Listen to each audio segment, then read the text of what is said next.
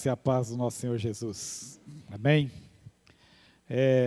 Com muita satisfação e responsabilidade, né? Que a gente pega o microfone, pega a palavra de Deus para falar. E nós hoje vamos falar um pouco aqui sobre viver no Espírito Santo. Viver no Espírito. É muito importante para a nossa vida. A gente está vivendo no Espírito. Então, eu queria ler aqui em Gálatas 5.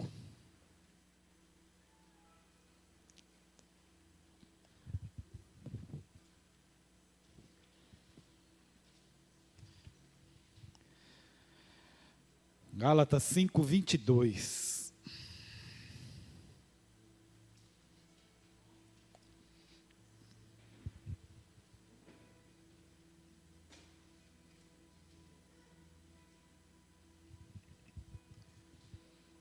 Todo mundo achou, irmãos? Mas o fruto do Espírito é amor, gozo, paz, longanimidade, benignidade, bondade, fé, mansidão e esperança. Na tradução revisada e atualizada do Almeida, fala, é quase a mesma coisa, mas tem alguma diferencinha pouca. Mas o fruto do Espírito é amor, alegria, paz, paciência, amabilidade, bondade, fidelidade, mansidão e temperança. Se Paulo cita aos Gálatas aqui os frutos do Espírito, nos 3 versículos antes aí ele vai citar os frutos da carne, onde a gente não podemos estar, né? Onde nós não podemos estar no fruto da carne. Mas, infelizmente, a gente vive nessa carne. E tem coisas aqui que a gente não devia praticar, pois o Espírito Santo já habita dentro de nós, mas com alguns deslizes ainda a gente pratica. Vamos ver esses 3 versículos anteriores aí. Gálatas 5, de 19 a 21. Porque as obras da carne são manifestas, as quais são adultério, prostituição, impureza, lascívia, idolatria, feitiçaria, inimizade, porfias, emulações, iras, pelejas, dissensões, heresias, invejas, homicídios, bebedices, glutonarias e coisas semelhantes a estas, acerca das quais vos declaro, como já antes vos disse, que os que cometem tais coisas não herdarão o reino de Deus. A gente vê os pecados aqui da carne, os frutos da carne, que infelizmente, como eu falei, com nossos deslizes acabamos cometendo. Podemos não cometer aqueles que a gente acha que é mais grave, mas para Deus não tem pecadinho, pecadão, mais grave ou menos grave. Para Ele, todos fazem separação dele. E eu vou começar aqui pelo versículo 19, falar primeiro dos frutos da carne, e depois nós vamos nos deter aos frutos do Espírito. Vou falar aqui do adultério, prostituição, impureza e lascívia, que estão ligados um ao outro. Se você comete adultério, você comete prostituição. Se você comete prostituição, você comete impureza. E aí vai para a lascívia e vai para um abismo, chama o outro. Lá em 1 Coríntios 6, não precisa abrir não, no versículo 18 fala assim: fugir da prostituição, todo pecado que o homem comete é fora do corpo, mas o que se prostitui peca contra o seu próprio corpo. Ou não sabeis que o vosso corpo é templo do Espírito Santo, que habita em vós, preveniente de Deus, e que não sois de vós mesmo, porque fostes comprado por bom preço. Glorificai, pois, a Deus no vosso corpo e no vosso espírito, os quais pertencem a Deus. A gente vê aqui que esse corpo nosso não pertence mais a nós, pertence ao Espírito Santo. e nós estamos no Espírito Santo e Ele está em nós e tudo junto aí. No Antigo Testamento, quando pecava, cometia adultério, como que era considerado o pecado? Quando você era pego em flagrante. Só era considerado pecado quando você era pego em flagrante. Você ia para a morte apedrejada, principalmente a mulher, né? Ia para a morte, mas só era pego em flagrante, só era considerado pecado quando era pego em flagrante. Como ficou mais difícil, né? Servir a Deus pelo Espírito. Não por nós, pelo Espírito não, mas por nós ficou difícil. Porque hoje, se você pensar em adulterar, você já está pecando. É como eu falei, a gente não comete o pecado, mas pensa. E Jesus falou na palavra dele, que quando você pensar em adulterar, você já está pecando. Como é mais difícil. Mas através do Espírito Santo que habita em nós, não, né? Segundo aí, a idolatria, né? No outro versículo. Lá em Coríntios 10, 14 fala, portanto, meus amados, fugi da idolatria. A idolatria a gente sempre nos remete a você se ajoelhar perante uma estátua, perante alguma coisa, dobrar seu joelho e pedir, clamar por aquilo ali. Mas a idolatria é muito mais que isso. Deus testou Abraão na idolatria do filho dele. Hoje, se Deus fizer esse teste conosco, poucos serão aprovados, hein? Ou nenhum. Tudo que a gente põe acima de Deus é idolatria. O carro, os bens, a casa, a família, a igreja, tudo que a gente põe acima de Deus se torna idolatria. Não é só uma estátua, não. Nós temos agido com idolatria em algum setor da nossa vida? Temos feito alguma coisa que nos levou a dar preferência do que a Deus?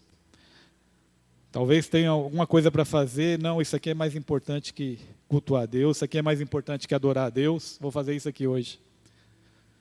Será que a gente tem feito isso nas nossas vidas?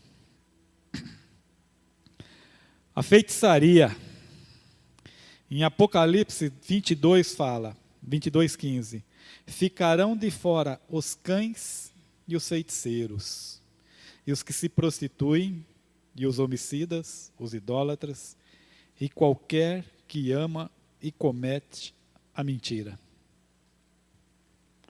Quando eu falei aqui de pecadinho e pecadão, esse versículo está bem claro, né?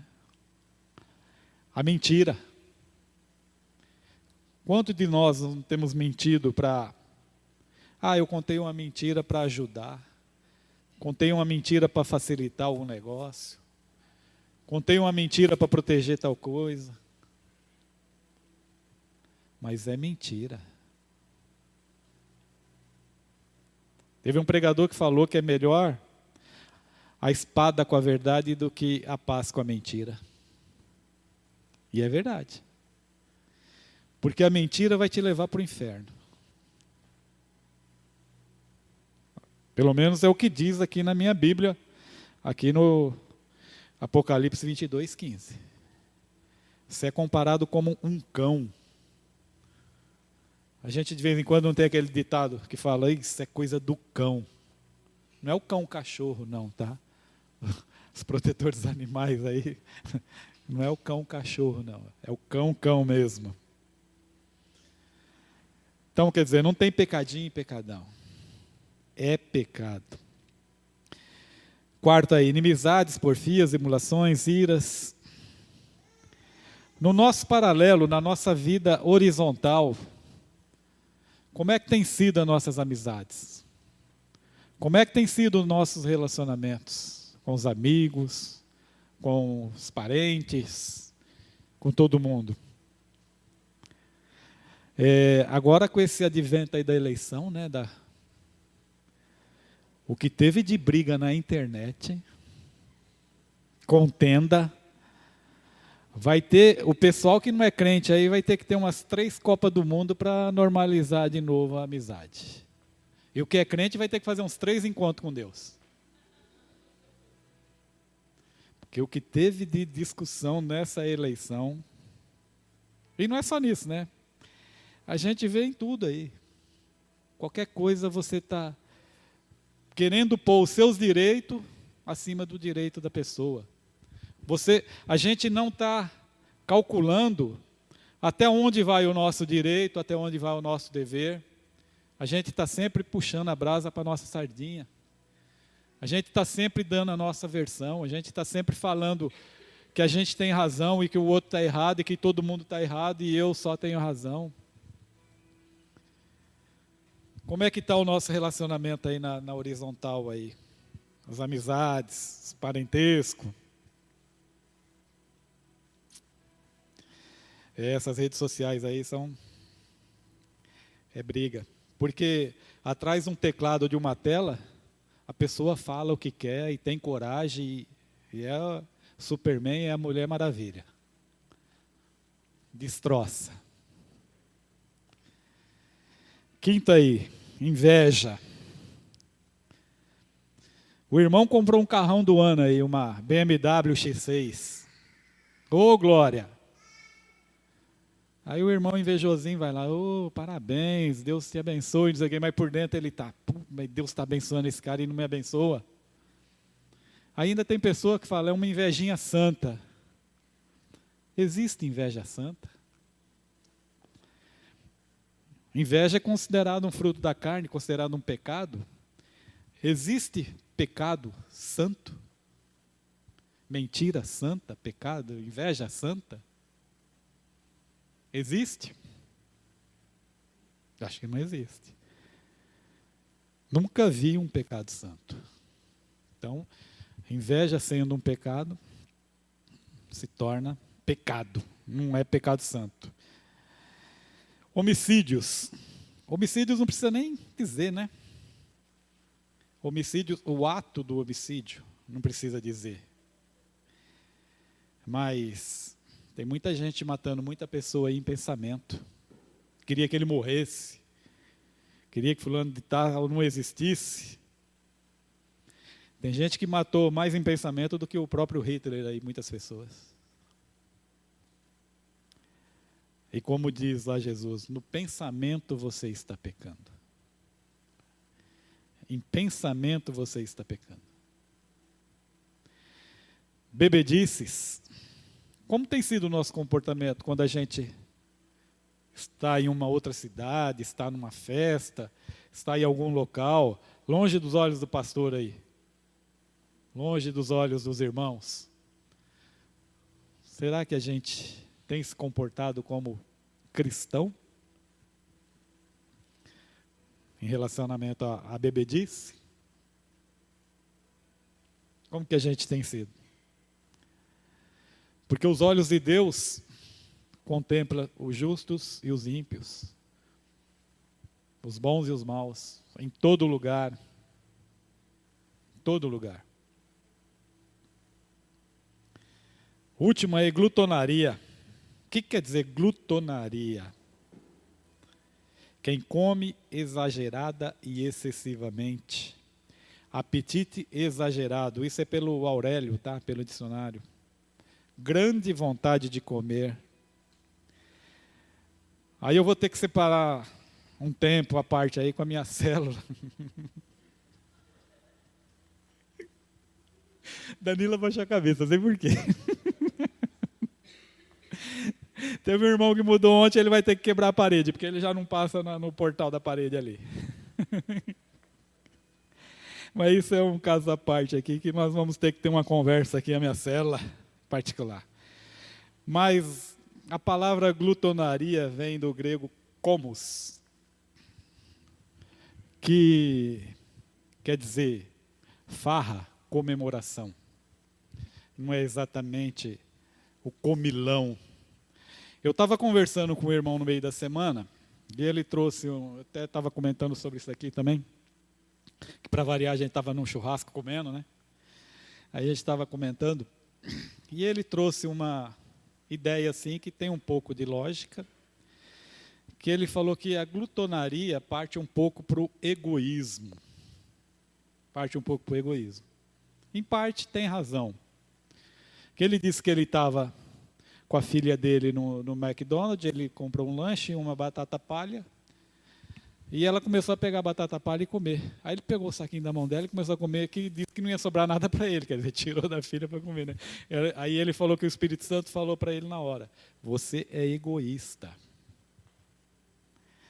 Não tem a ver.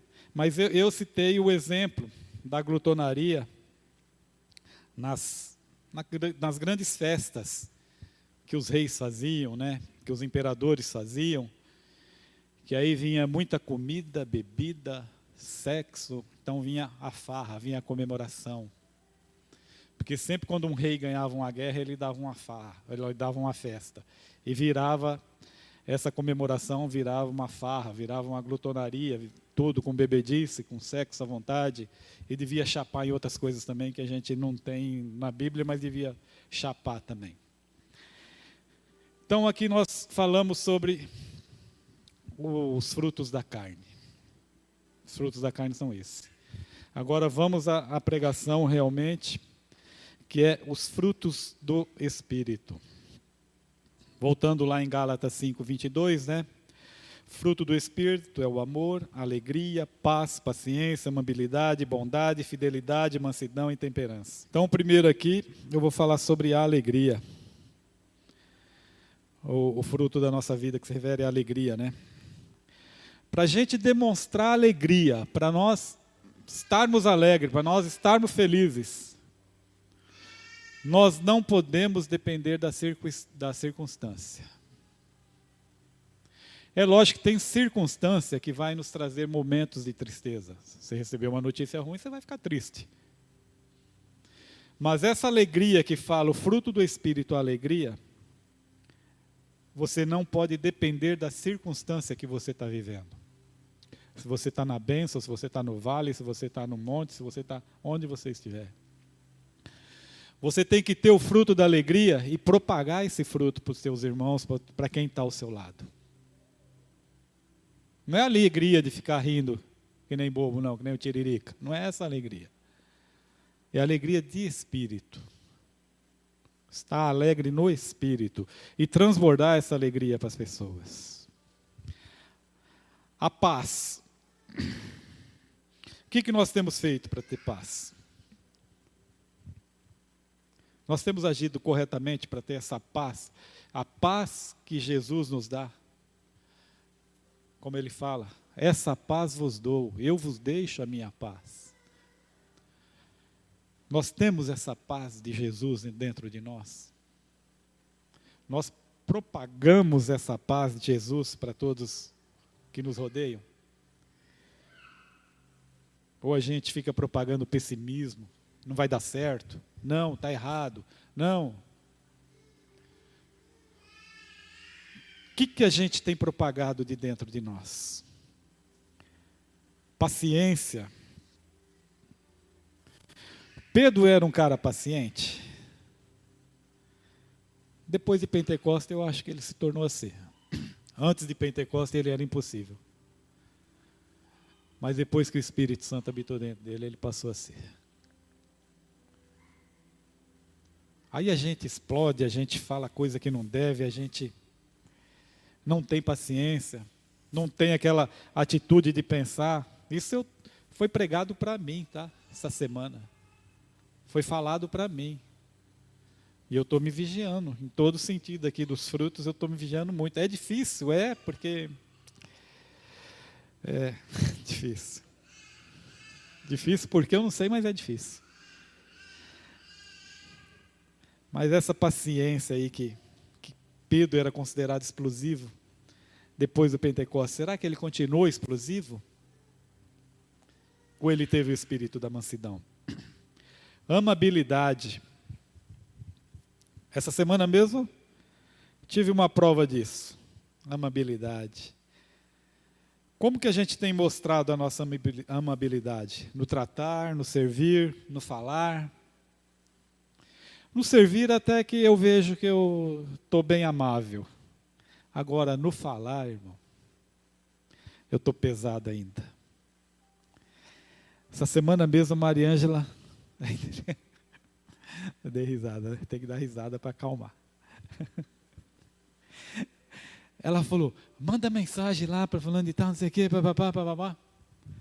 Aí eu estou mandando a mensagem. Ah, eu vou ligar. Falei, eu vou mandar ou você vai ligar? Aí ela já saiu.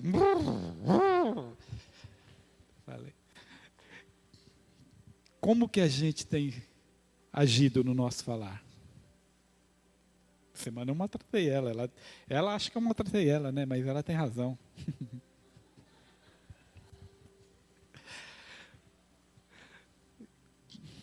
Amabilidade. É em todos os sentidos. Em todos os sentidos. No pensar, no servir, no falar, no agir, tudo.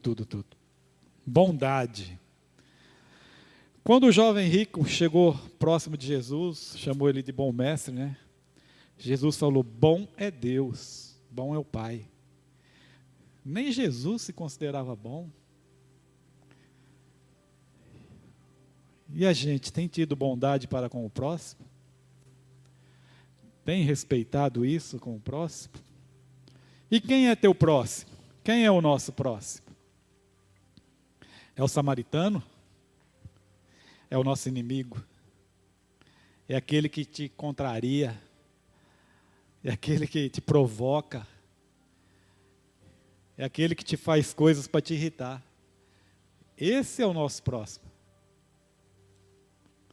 Não é o que te agrada sempre, não é o que te ama, não é o que te abraça, que te beija. Mas o nosso próximo é aquele que nos irrita, na internet, em qualquer lugar. Pessoalmente, no trabalho, na faculdade. Esse é o nosso próximo. E a gente tem sido bom com ele? Fidelidade. Aqui a fidelidade, Deus é fiel. E nós somos fiel com Ele? Somos fiéis com os amigos?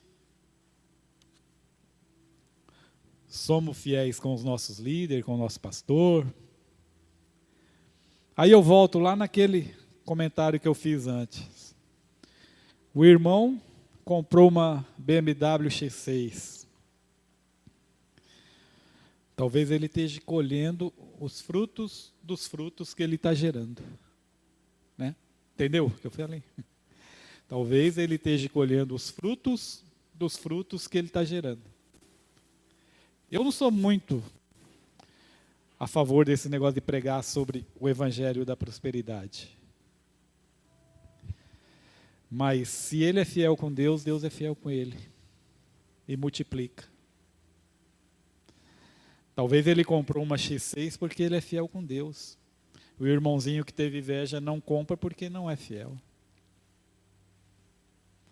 Então a fidelidade, nós temos assumido todos os nossos compromissos que a gente tem feito, contratos e tudo mais, não só com Deus, mas em tudo na vida. Tem comprado e pagado, tem sido fiel com as contas que deve, tem sido fiel com tudo. Como é que a gente tem agido na nossa fidelidade? É lógico que é principalmente com Deus, né? Mas em todos os sentidos. Mansidão e temperança. Controle e domínio próprio. Praticamente tem a ver com a paciência, né? Com a amabilidade. Mas a gente tem que ter esse controle. Tem que ter essa mansidão. Tem que ter essa temperança. Depois que o Espírito está em nós, nós nele, que nós queremos viver mesmo no Espírito, nós temos que ter essa mansidão. E agora, como eu disse, falar sobre o amor. O amor a gente quase não precisa nem falar, né? Tem um capítulo inteiro aí falando sobre o amor. Ainda que eu falasse a língua dos homens e dos anjos, e não tivesse amor, seria como o metal que soa ou como o sino que retine.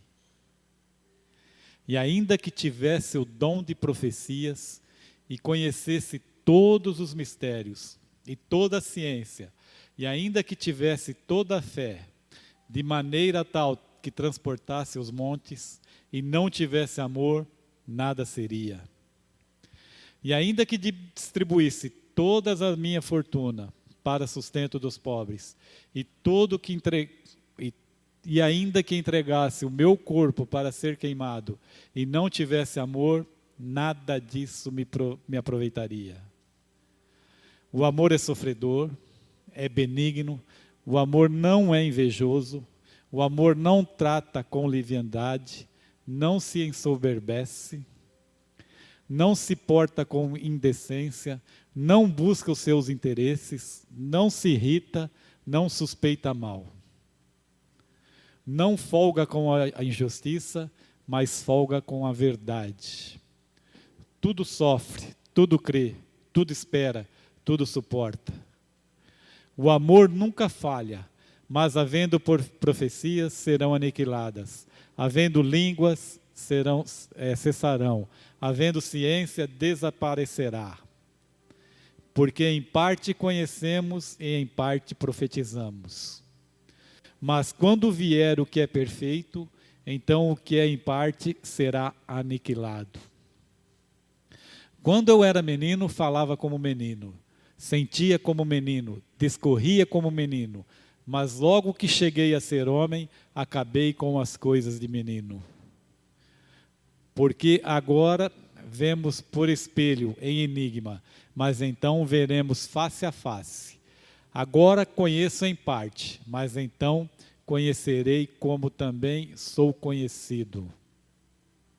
Agora, pois, permanece a fé, a esperança e o amor. Esses três, mas o maior destes é o amor. Eu gostei que todo mundo leu comigo. Todo mundo assim, incentivou. Foi legal. Como a gente tem vivido esse amor na nossa vida? Não é invejoso, é sofredor. Como a gente tem esses espíritos, esses frutos do Espírito aqui? Como tem sido na nossa vida? Como tem realçado a nossa vida através desses frutos? Como que a gente tem agido com eles? Vou contar uma história aqui. Eu estou com esse copo cheio de água aqui. Titico vem, esbarra em mim e cai a água. Por que a água caiu, Titico? E se tivesse cheio de chá? Caiu chá. Então caiu porque ele está cheio de água, não é porque você esbarrou em mim. Se ele tivesse cheio de chá, cairia porque estava cheio de chá. Se Deus te pegar hoje e te espremer, o que vai sair de dentro de você? Se as provações da vida cair sobre você hoje, o que vai sair de dentro de você? Vai ser os frutos do Espírito ou os frutos da carne?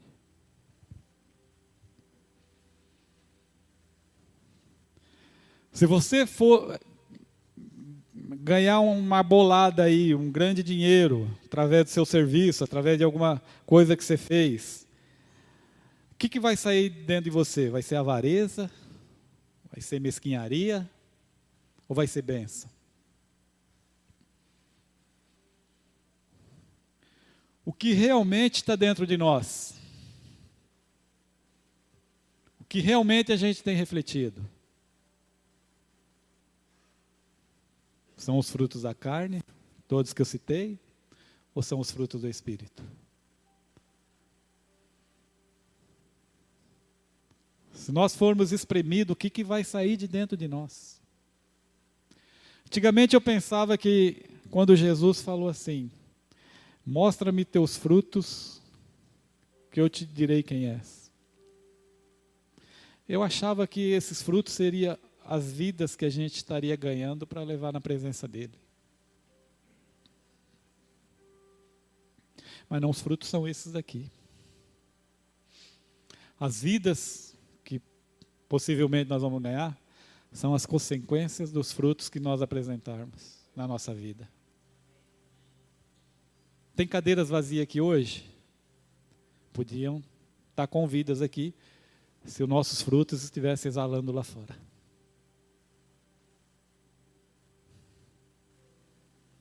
Tem gente que não está aqui hoje, talvez seja por causa dos frutos que a gente está demonstrando lá fora.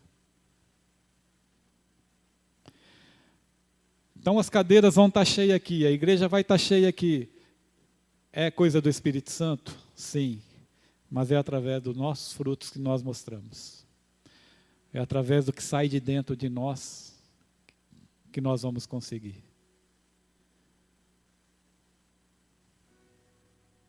Então é através dos frutos, de nós vivermos realmente no Espírito, vivermos enlaçado com eles, banhado por ele, entrelaçado com ele, que realmente a gente vai gerar os frutos, e os frutos vai ter as consequências para a sociedade, para a igreja, para nossas vidas.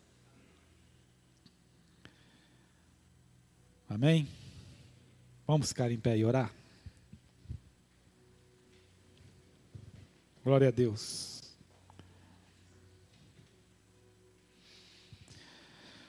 Senhor Deus, que esses frutos do Espírito, ó Pai, estejam sendo gerados por nós, ó Pai. E que nós, quando nós formos espremidos, formos tocados, Pai, nós possamos exalar esses frutos do Teu Espírito, ó Pai. Porque é para isso que nós fomos criados, ó Pai. Para que o Senhor faça de nós, Senhor, exemplos Teu, pessoas cada vez mais parecidas com Ti.